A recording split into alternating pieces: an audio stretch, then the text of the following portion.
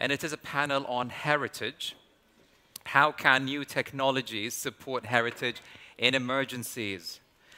So panelists will look into and explore the potential of technological developments and how they can address, i.e. technology, and how can they also assist heritage in times of crises. So I think we are ready to welcome our panelists. Please introduce yourself. Thank you. Thank you very much. Introduce yourself, please. Thank you. You have the floor. Thank you, Mohamed.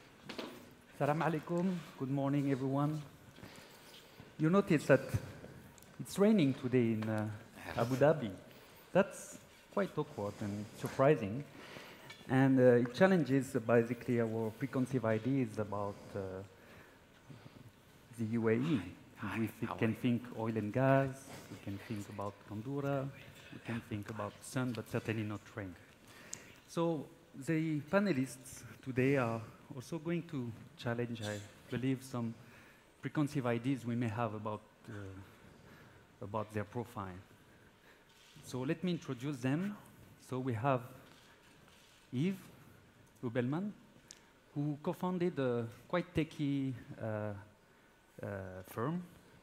company, and surprisingly, to some extent, techy is not maybe associated naturally to heritage, cultural heritage. He decided to dedicate it 100% to this field of work. Then we have Emma, who is an archaeologist by training and who is using a lot of technology in her work, and she will tell us more about that. We have then Christine Parker, who is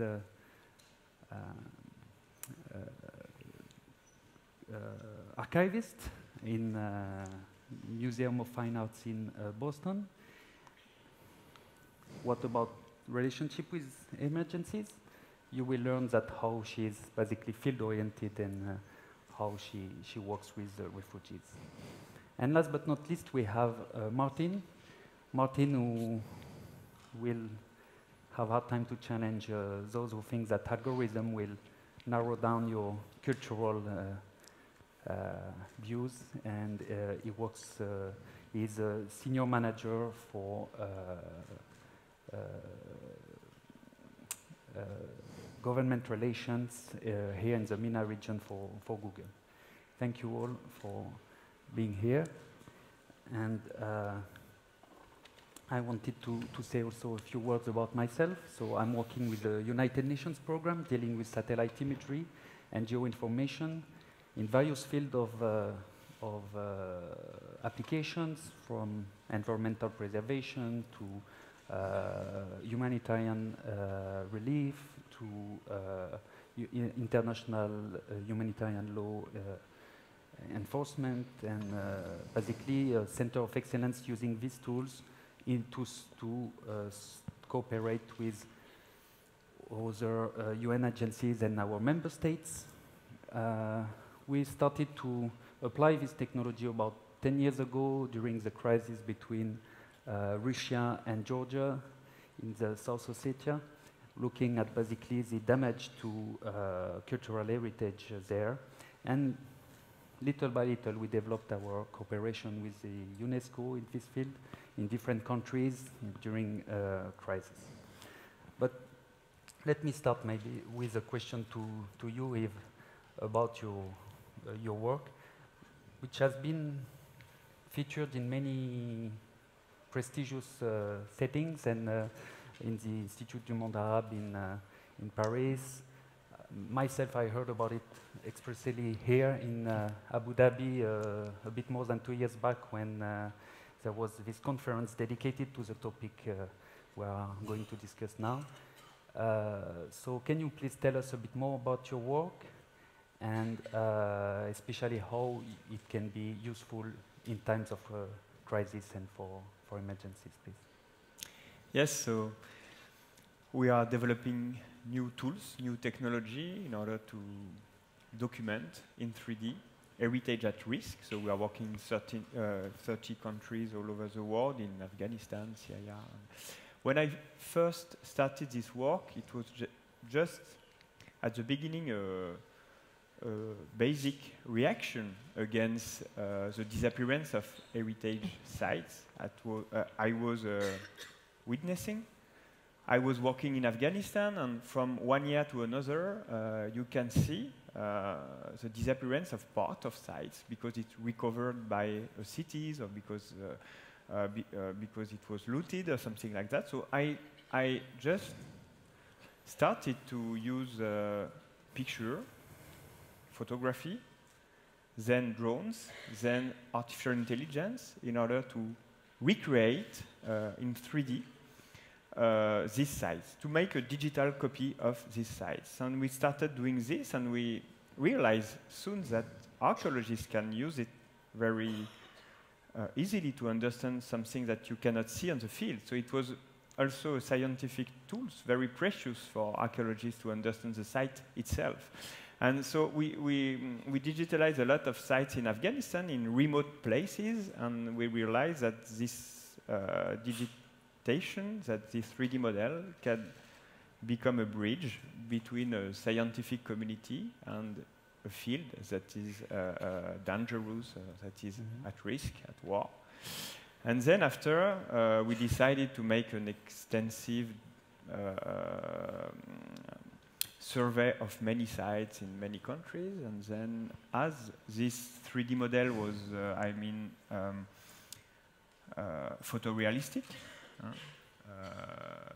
we realized that we can use also this matter to organize exhibition for the public, because the public cannot see these sites, because these sites are in places that people cannot go because of security purposes.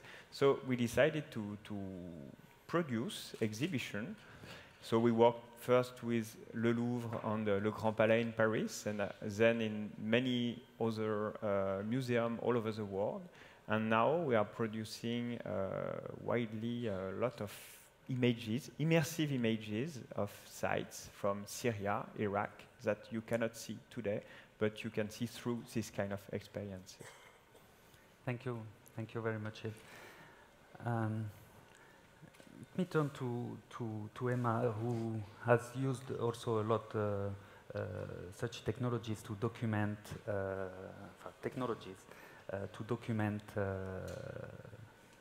the state of cultural heritage in crisis settings, or in at least endangered heritage. Can you give us more insights about your work and what this technology brought to that field of work, which is archaeology? So a lot of the work that I've been doing actually uses satellite imagery, and I know a lot of people are very, very critical of that because they think that you're remote and you're distant and you're not really engaging with people in any way, and so what good is that? But actually, I think that the work we've been doing has had huge benefits. So, for example, I've been privileged enough to work with UNISAT twice, looking at the damage to sites in Syria. And it means that in areas that it's simply not safe to go to, you can conduct very rapid assessments on the ground of the damage that is being experienced. And you can get a real idea of the scale of the damage, and then that can feed into prioritization of resources and damage assessment. But it also raises awareness in a very public way. And without that awareness in a global sense, you can't start to generate the support that people really need on the ground. Another project I worked on was the endangered archaeology in the Middle East and North Africa, which is a fantastic project. It works across 20 countries in the Middle East and North Africa, using free database software, free satellite imagery, to track damage to sites. And actually, they primarily look at peacetime damage, but also that indicates how heritage is just suffering from a very slow attrition that is often lost in the focus on crisis, where we wait for it to occur. And actually, the great thing about this project is that they've been out now and they've trained over 160 professionals in various countries. And there's real partnerships that have developed there to the point where 3 of those countries, including Yemen, which obviously we heard a little bit about recently, are looking at taking this work on and developing it into national heritage inventories, which is absolutely fantastic, because if you don't know, what you've got and where it is, you can't actually manage it and support it and get those resources in place for your heritage, and that simply wasn't there in some of these countries. So there's just some fantastic results coming out of it, and a lot of it is open source, so it can be given to anyone, and the training and the money has come from the UK, and it's there to help people who need it, and I just think that's fantastic. No, thank you very much. Thank you to share this experience, which is showing how it's people can take ownership of it because it's affordable, because it's available already. Mm-hmm. Thank you. Thank you. We've talked so far about monuments and tangible heritage. Let's talk with give the floor to Christine, who can also bring another dimension, which is the human dimension, and the work you've done with Syrian refugees in setting up this Aleppo Design Lab. Can you tell us a bit more, and what was what it brought to these people in particular? Sure. Well, first I'd like to describe what cultural heritage means to me, or what I believe it means to other people, to everybody. I believe that cultural heritage acts as a wayfinding sign, especially in times of disaster and crisis. It reorients people after the disorientation of disaster. And we're living in a time of mass displacement due to violent conflict. And as archivists, which I am, as archivists, we have to be really proactive about preserving the historic record right now for the future and for future generations, so we understand what's going on. So I had the privilege in Boston of working with 5 Syrian families that made the difficult journey from Aleppo all the way to Boston. And we had an event together where we shared objects of personal significance as a way to get to know one another. And you'd think people would bring, textile or a ring or something like that, but every single person brought out their mobile phone. And of course, I realized that the mobile phone is not only an essential communication tool and a navigation device, especially for those that have made that difficult journey, but also it holds memories. So the phone has some of the only images, videos, and text messages documenting the people and places, neighborhoods that people may never return to again.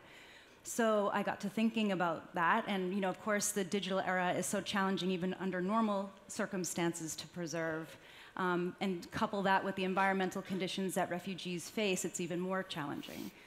So I created a citizen archivist training scheme, and deployed myself to Athens, Greece to work in a refugee center that's non-governmental, it's an activist group. And so there are 400 refugees from Afghanistan, Syria, Iraq, Pakistan, all living together. And we worked together, built some capacity within the population, and trained people in transferable technical skills so that they can document and back up their own personal records and also their own vital records like identification papers that are so critical for refugee resettlement.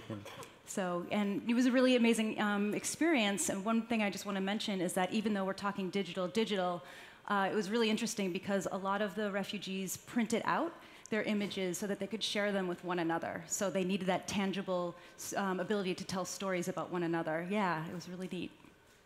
So, yeah. Creating that for you. Thank you very much. Sure.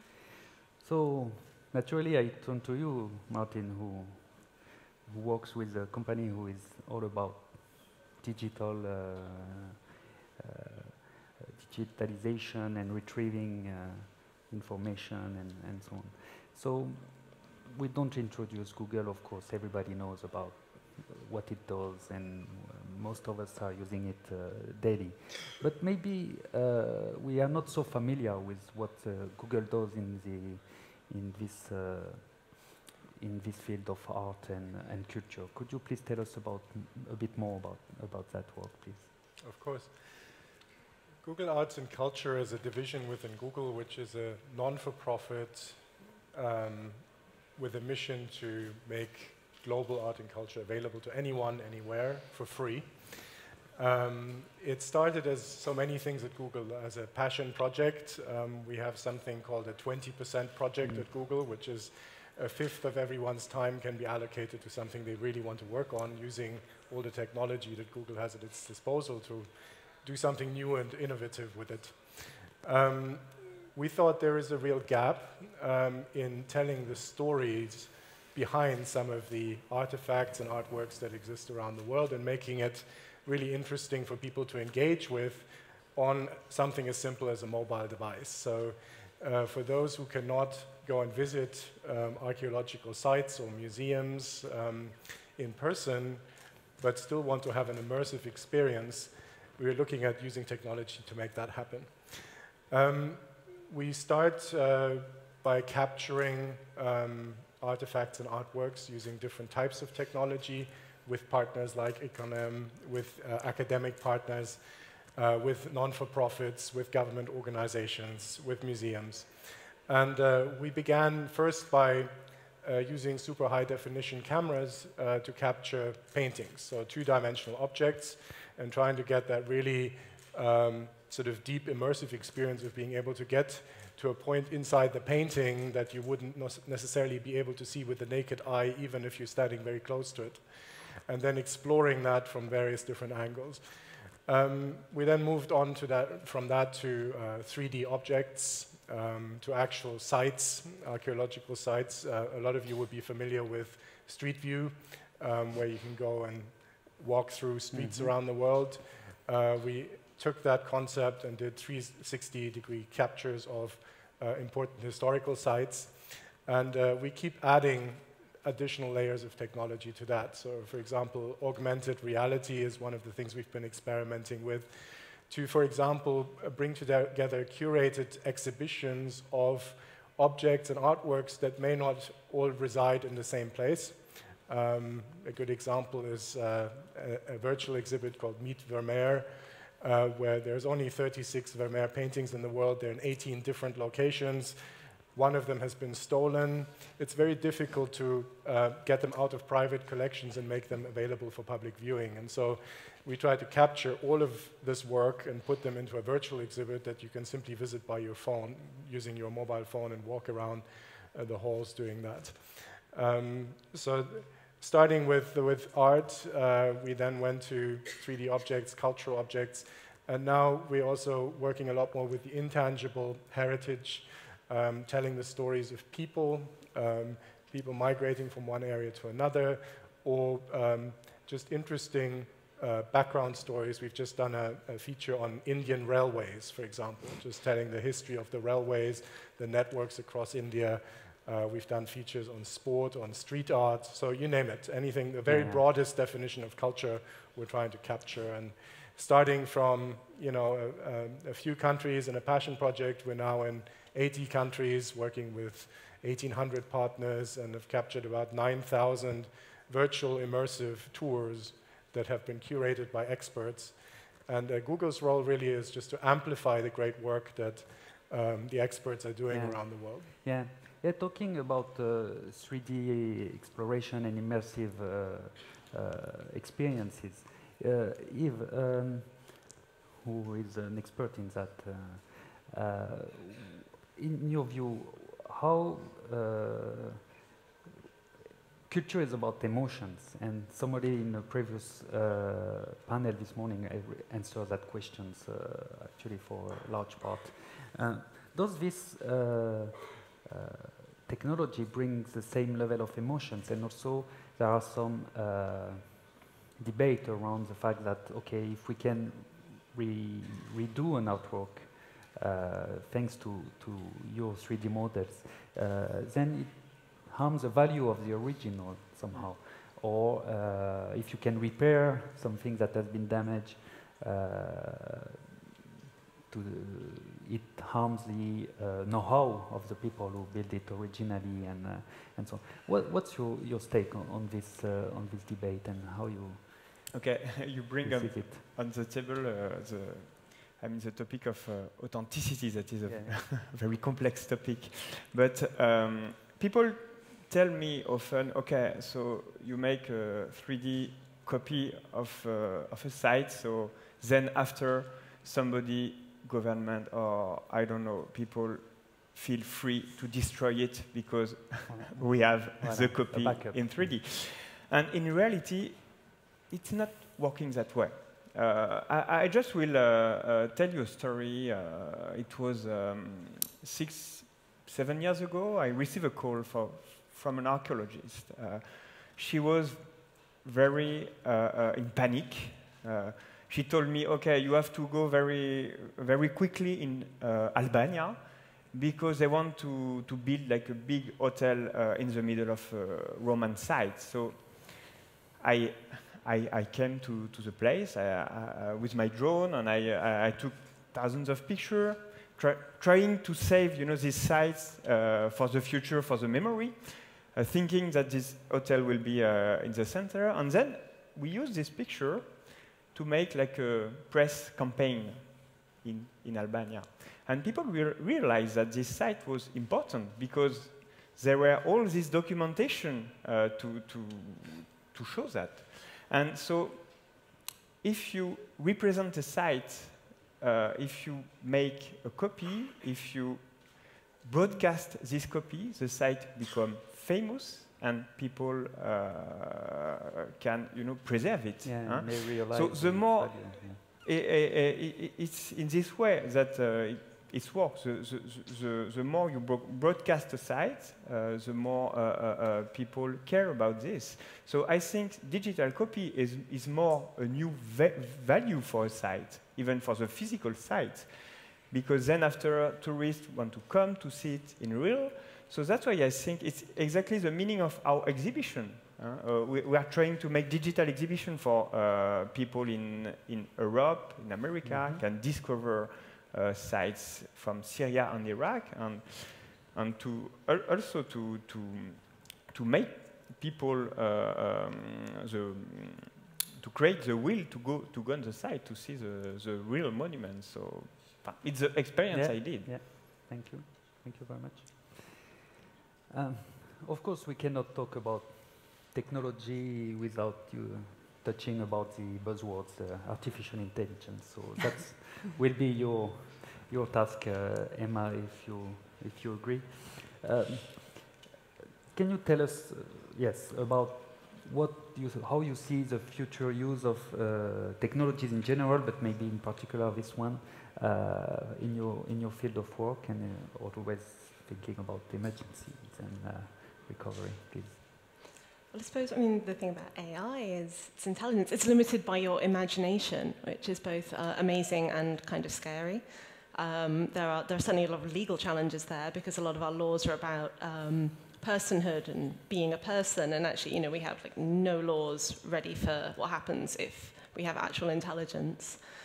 In my own field, there's some amazing work being done at the moment in change detection, where, if you have like 10,000 archaeological sites in your country, you're not going to be able to put guards on all of them, but the ability to remote monitor them and have a little alarm sound if something changes on that site, and it will tell you, the hole here that wasn't there yesterday, and you can get people out there and say, maybe we need guards because looting is happening here. And there's a lot of potential there. In crisis situations, actually, the role of technology is just becoming absolutely amazing because there are, apps being developed that can let you do emergency salvage and give you the information you need to, minimize damage. There are apps for rapid damage recording and advice, and for putting you in touch with people to give you advice. But also for the people, there are things now that you can just have on your phone to give you advice if you're a frontline responder, both for your own mental health because you're working in a very traumatic environment, but to help you deal with the people that you're going to encounter who are very traumatized, because you might know about building conservation, but obviously there's a very human element to these tragedies. And that brings another challenge because then, we go, it's going to be an app, I'm going to have Wi-Fi. Well, actually, in a disaster, you probably don't. So it brings in a level of preparedness, both for us and for the people in high-risk areas, where we need to be thinking about what the challenges are and what people are going to be facing so that, when we utilize technology, we're not waiting to do it until actually after it's too late. And we have huge problems with the fact that, you know, I might create something and you might create something and they're great, but they don't talk to each other. So we have a lot of problems with reinventing like what each person is trying to do and not managing to integrate it. And it would be lovely if you had these big global platforms that all talked to each other. But everybody has kind of different needs, so nothing is quite right and it gets very difficult. But the potential for what we can do that's amazing, you know, for data, for just knowing where something is and, you know, and what it is and how we can help it and who we need to be partnering up with to support.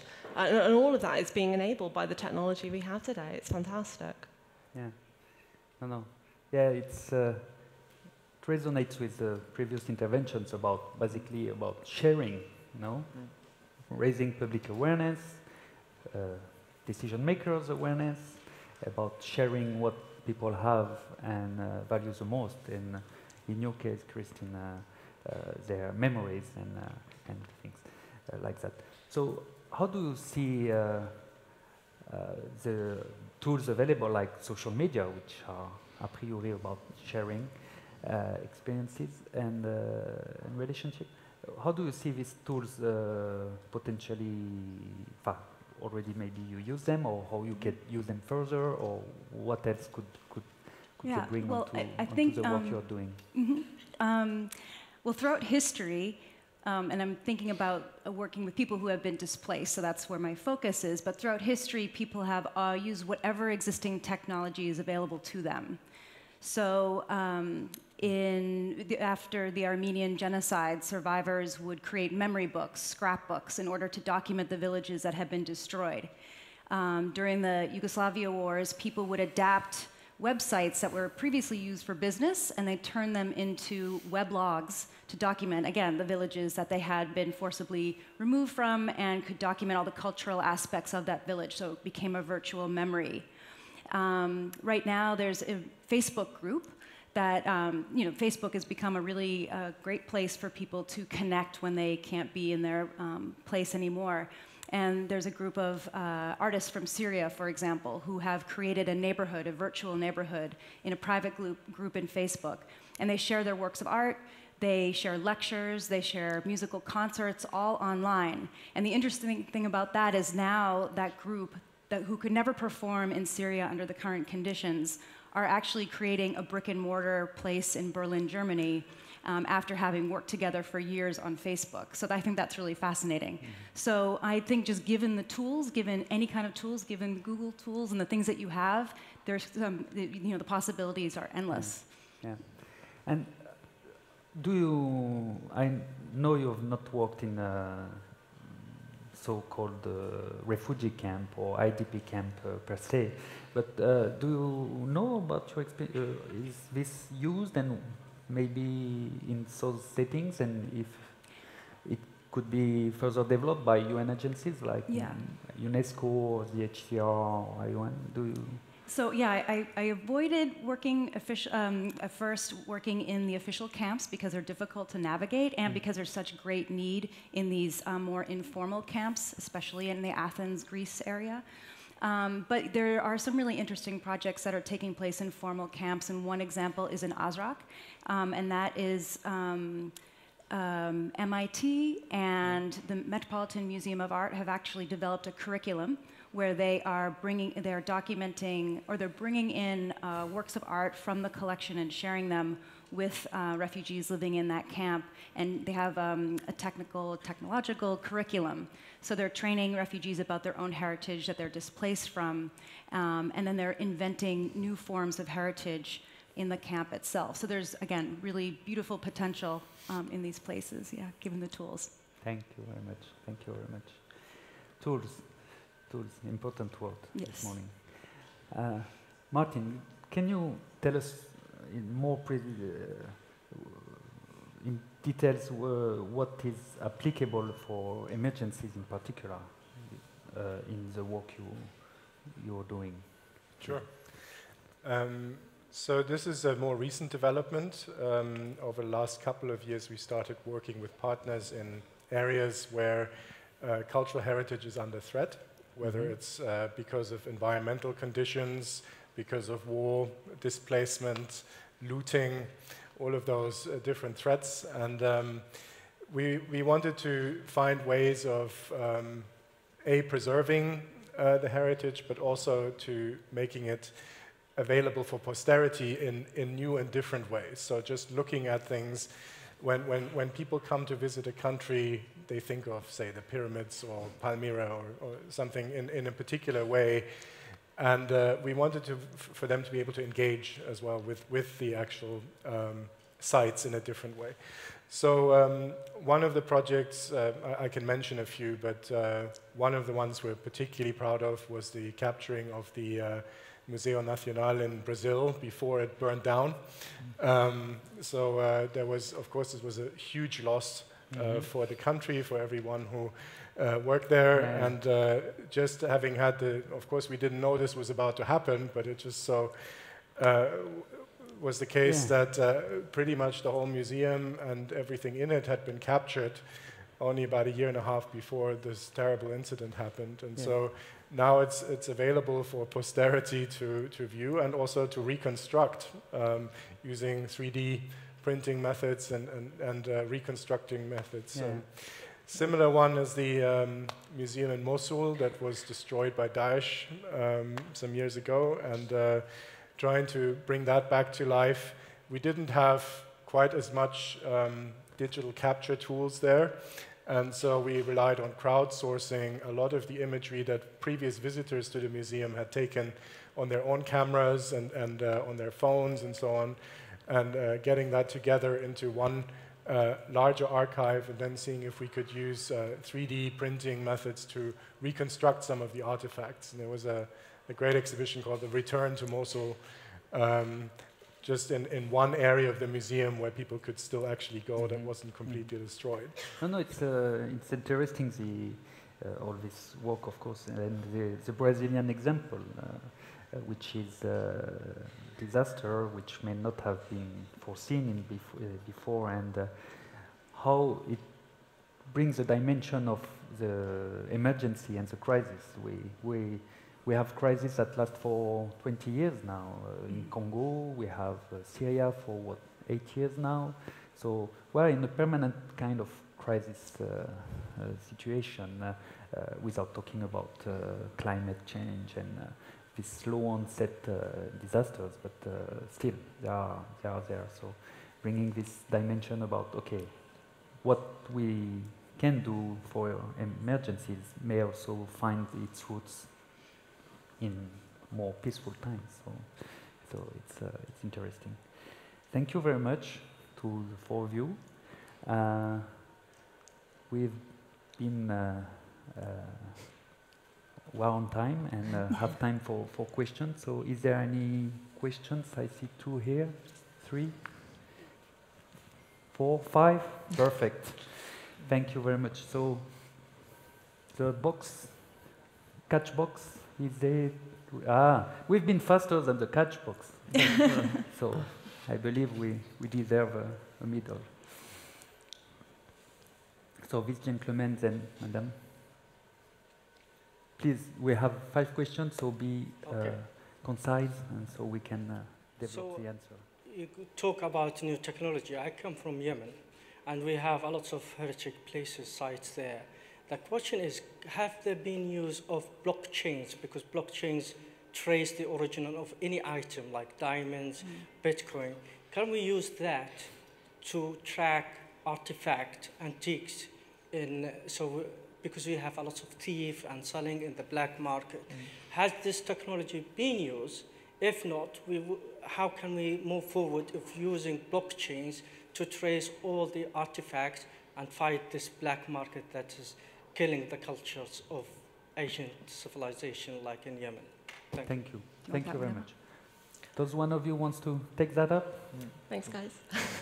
So obviously it's very new technology. It's only just coming in. Some of the big auction houses are already taking it up. I think it's either Christie's or Sotheby's have recently started adopting it in London because they really are trying to crack down on the provenance of objects. Obviously, this is much easier on the legal antiquities market. Tracking things on the illegal market is, as you're probably aware, extremely difficult. but a lot of it, as we move forwards, the more these items are visible and the more that the chain of information becomes available, the easier it will be to track where the objects are coming from, and if they're coming from a place where there is no information about them. So it is starting to be taken up now, and I think that's a really positive step. And I'll add to that, a different kind of technology is dog technology. At University of Pennsylvania, they're actually training sniffer dogs to sniff the soil in Syria, Yemen, Libya, as a way to go into customs and start tracking. So there's the digital tech, and then there's the Doggy pet tech. The low tech, but yeah, we'll do anything we can. certainly quite reliable indeed. Madam? May I speak in Arabic or Yes, we have translation in Arabic. Okay. And most of participants are I speaking try Arabic. in English, but if No, please, please. I have a large experience with the Facebook. I'm an admin. I'm a collecting of heritage. I'm from Syria, from Aleppo, and I'm collecting the heritage of Aleppo, the verbal, but I ask people because I have some charisma, and I have 54,000 people even immigrate out of Syria, and I ask them to give me information, for example, about a profession, and they give me all the terminology or the tradition of they remember, and I collect, I make files. Then I ask them to send me photos from house. They take photo, send me photo from home, but that was a big surprise because I had documentary, I had kitchen, I had plants, I had handmade. So I make it as an album. It's not big or high resolution photos, but it's photos with the spirit of people, with their memory. They sent me tell me a small story about what they do. This thing is for his grandfather, or documentation. I have, for example, a letter from my grandfather who was captured in the First World War in Egypt. So I had a lot of things, and I had a lot of albums, and I'm collecting. How to use this photo to be out of the Facebook. Till now, I have the album, the files. I have more than 145 files. Every file I have tens of subject or album, but it's inside the Facebook. I can't go out. Okay, thank you very much. I can stop Christine to react to that. I know, obviously, I'm very excited, and let's please talk after this, because I can advise. I think one thing that we're looking for is a trusted digital repository for this kind of information. Is it going to be a university?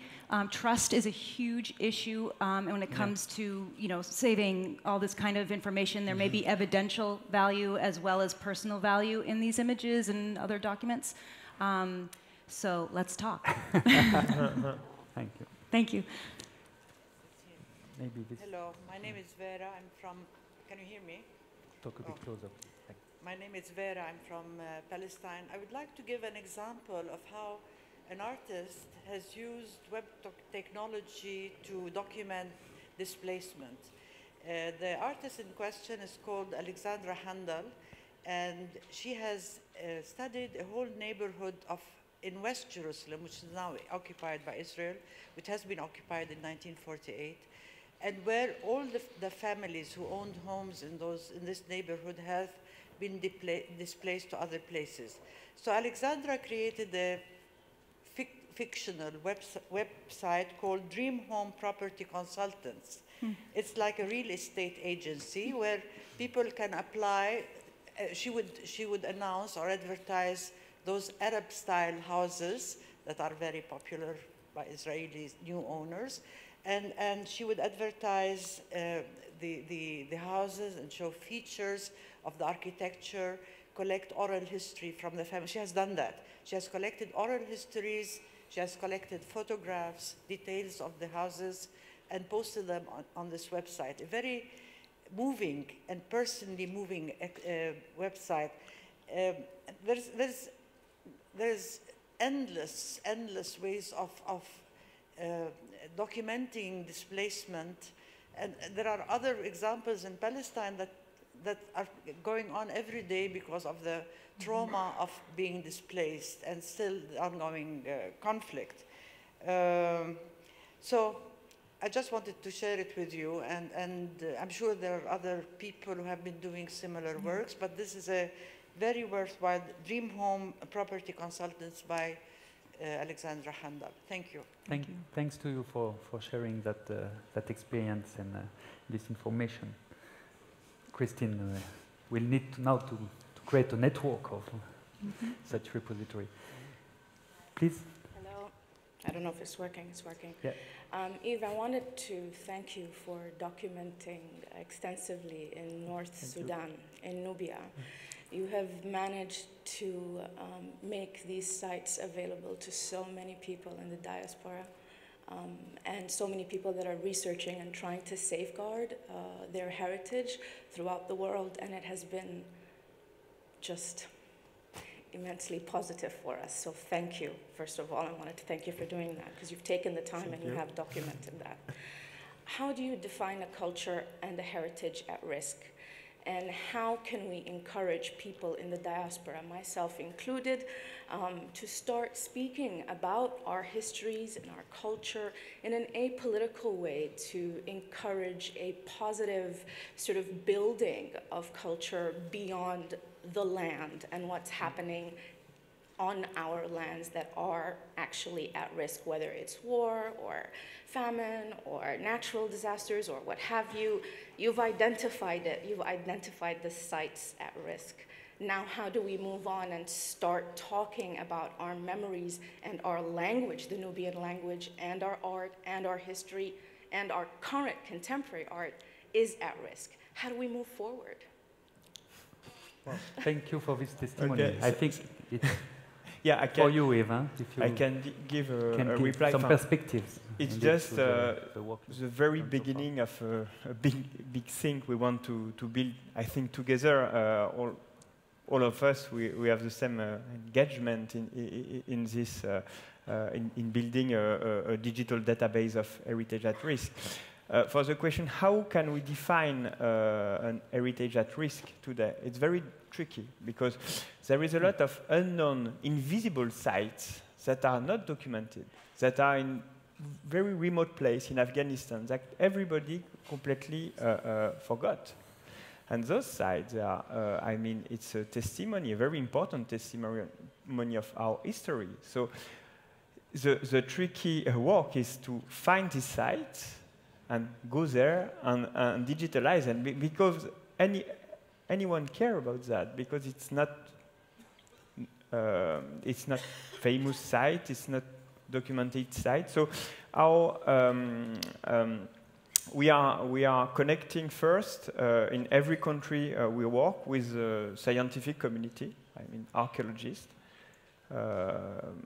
in Afghanistan, in Syria, even in Yemen as well. And they know very well their heritage and even hidden sites, and so they help us to focus on the right sites that are forgotten, invisible, or threatened by oblivion.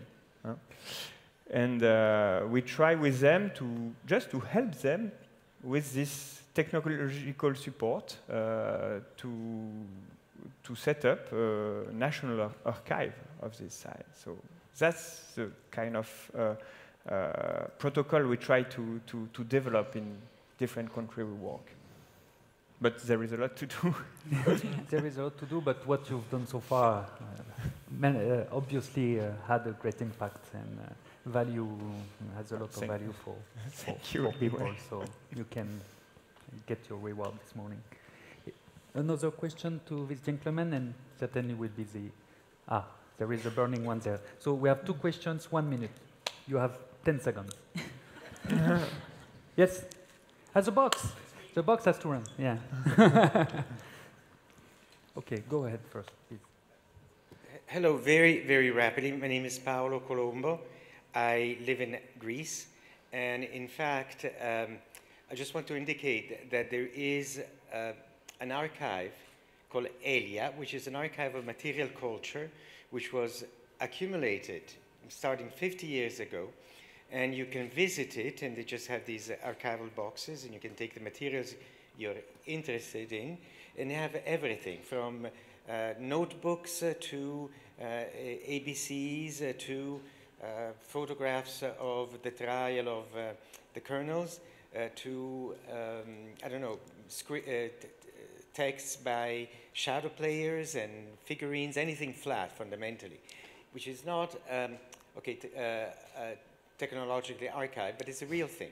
Mm-hmm. And I encourage every country which is in flux to do that, because the visual culture changes rapidly, and what was valid, could be a theater program in 1960 is radically different than what is today. So it's not just technological, but there's also the real material, which does not give information, but gives you experience.